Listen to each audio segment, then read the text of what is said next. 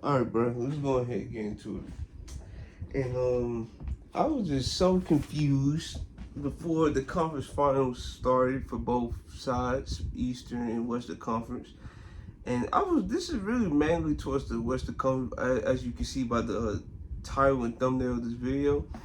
But I was just very confused of folks just completely underrating the Mavs. Like, I just didn't get that at all because in my video when I detailed the weaknesses of each playoff team, I clearly detailed that the weakness of the Timberwolves is clearly not their defense, it's not the rebounding, it's none of that. It was their half court offense and their basically, and that ties in into their crunch time offense.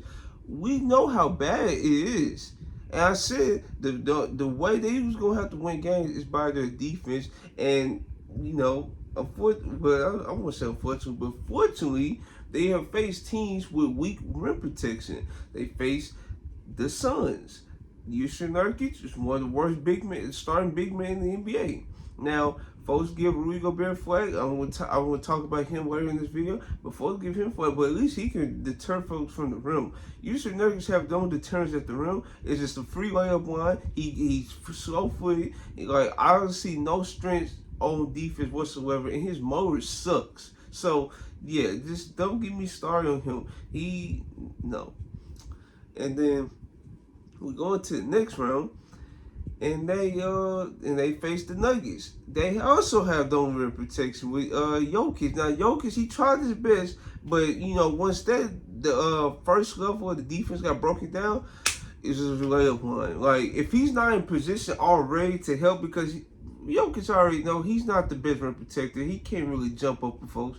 So if he's not already there and help to provide the rim protection, he's not going to get the job done. So yes, they got to look at the draw of facing teams that didn't have supreme rim protection.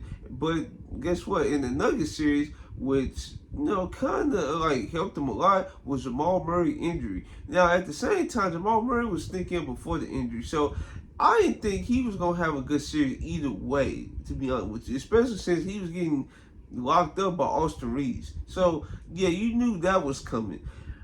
But the fact of the matter is, I just didn't understand the overhype for the Timberwolves. I really didn't. Now, don't get me wrong. Anthony Edwards, he's a top 15 to 20 point NBA.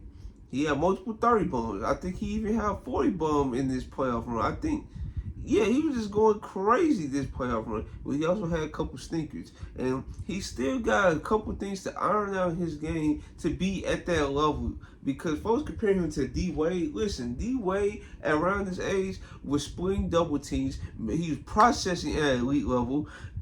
He had a great mid-range game, and he could post up, and then his defense was also solid. So I'm just like, no, like pump the brakes on Anthony Edwards, because Anthony Edwards, yeah, theoretically he can shoot better than D Wade from the 3 point line and stuff like that. But if you check out the percentages, we just unwind and check out the percentages. His percentages is actually low from like 15 feet out. So yeah, we have to really pump the brakes on Anthony Edwards. He's still 22. He's gonna develop. He needs to process better, because it be moments. It was definitely moments in this series so far, 3 games in, that he's just like, bro, like speed it up. You need to do something. It was one time in game 3, he made a great play. He took it away from, I don't know who it was, PJ Washington or something like that. And he just stood there with the ball. Like, bro, pass it out. Do something with the rock. And he let Luka tie him up, and he jumped the ball the wrong way. So he needs to work on that. He needs to work on shooting. And in the Olympics, I feel like they're going to help him out with that. Now, the FIBA, I feel that was different, but I feel like the Olympics is, this is probably the bigger stage. They definitely going to need to iron that stuff out, because they cannot have this. Now, I don't know if he's going to start for the Olympics. I don't know if Devin Booker's going to start. I don't know how that's going to get situated, but yeah, he needs a lot of stuff to work on his game. And let's talk about the Dallas Mavericks, because I just didn't understand.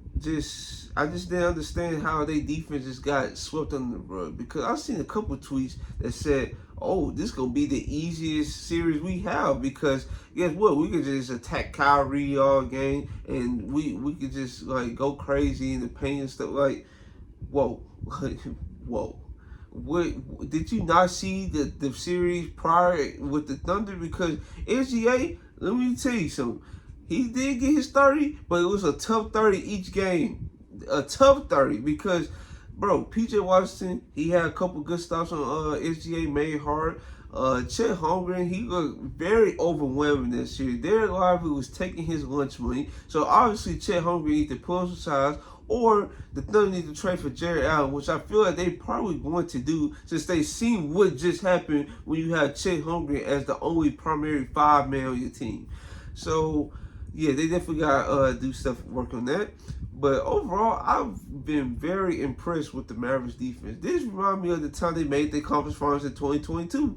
Their defense, like, they throw multiple things at you. They can trap, they can blitz you when you're trying to go ISO 1-on-1. Like, bro, they know, and they have great rotations. Their help defense is so good, especially under Jason Kidd. And we saw what happens when Jason Kidd defensive scheme was actually getting utilized in the 2020 NBA Finals. You see what happened against the Rockets, for example, against James Harden. It was, James Harden in the Rockets offense, when they went 5 out with no big man, right? It just went ISO 24/7.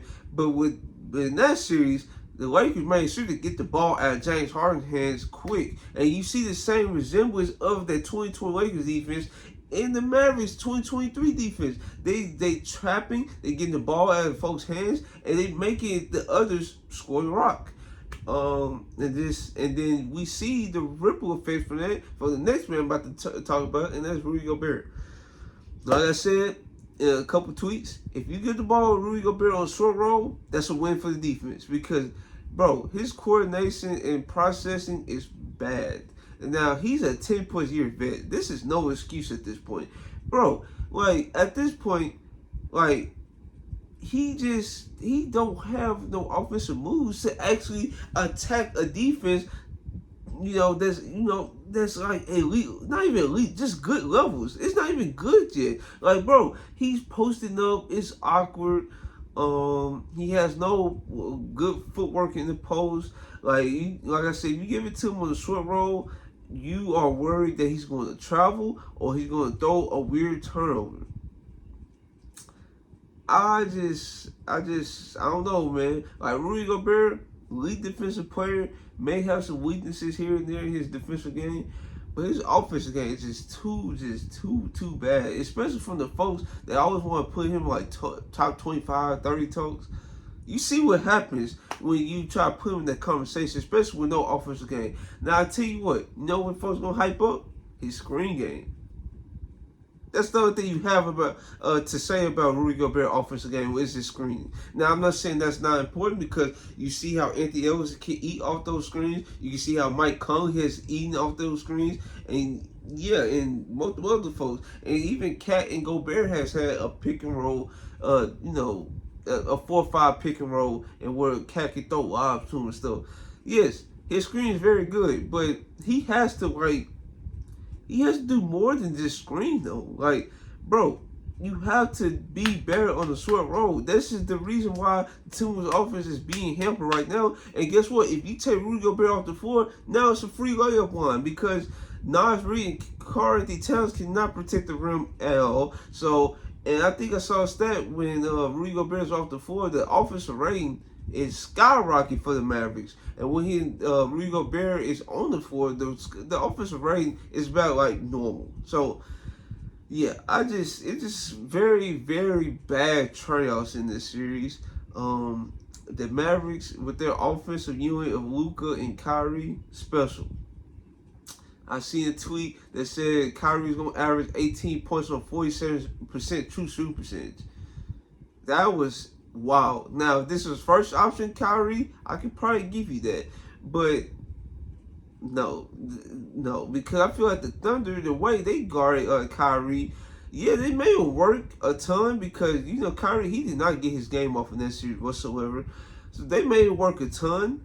Their help defense is very good, and yeah, I feel, and it's so crazy to say because the Timberwolves defense, Greg Allen, is the best defense in the league, and folks thought this was one of the greatest defenses of all time. It's just the fact that matters. I just don't know what happened because Anthony Edwards is guarding Kyrie. Anthony Edwards is a great perimeter defender. And somehow Kyrie Irving is still getting buckets. And then if Anthony Edwards not guarding him, Mike Conley is pretty decent. And then if he's not guarding him, off the bench you have Nickeil Alexander-Walker, who's also a great defender. So I'm not sure how Kyrie is able to get to his spot so quickly and fluently in this series compared to last series. But I don't know. It just, this whole entire series is mind-boggling. And this was what you get for underrating a team that's in the position, at the same position as the Timberwolves, the conference finals. So I'm not understanding why the Mavericks got underrated. It's the reason why I went for the Mavericks, because folks was just overblowing this Timberwolves hype. Like, yes, they beat the defending champions. Yes, they deserve the hype to go to the finals. But to just overlook a Luka Doncic's led team is very egregious to me. And you see the differences of how Lou Dort and how Jay McDaniels guard him. Lou Dort, he got the Luka type size for him. He got the football build. He's willing to play football defense with Luka. And folks just give him just all types of criticism because of his over physical defense. Like, yeah, you can't get dirty at times, don't get me wrong. But bro, with a guy like Luka Doncic, you have to get overly physical. You have to mentally take him out the game, which the Thunder was doing. They just couldn't capitalize on the offensive end because the Dallas Mavericks defense was also equally good. With Jay McDaniels, he's slight in frame. He's got the wingspan to bother Luka, but as soon as Luka come off the screen, he's automatically putting him in jail each time. And that was the main criticism of how Lou Dort was kept getting put in jail. Like, bro, Luka does just a maestro in the pick and roll. It is what it is. You just gotta pick your poison, and you just have to get the ball out of Luka's hands. Now, I'm not sure if the team was gonna do that more often, because I see they do it in the fourth quarter, but they just don't do it throughout the course of a game.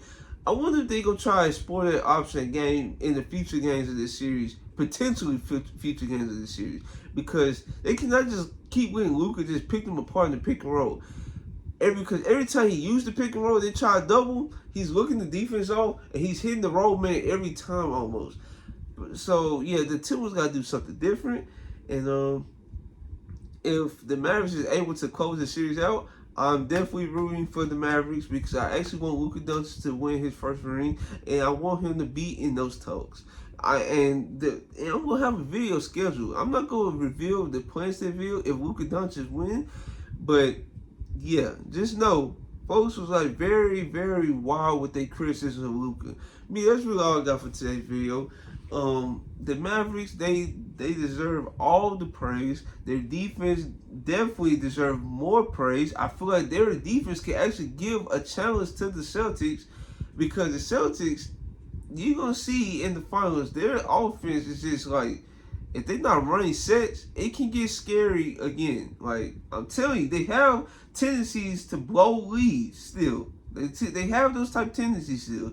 Even with a future Kristaps Porzingis sighting in game 1 of the next series. So yeah, that's all I got for today's video. Hopefully you like, comment, subscribe. This is your boy Trail. Yeah, I'm out.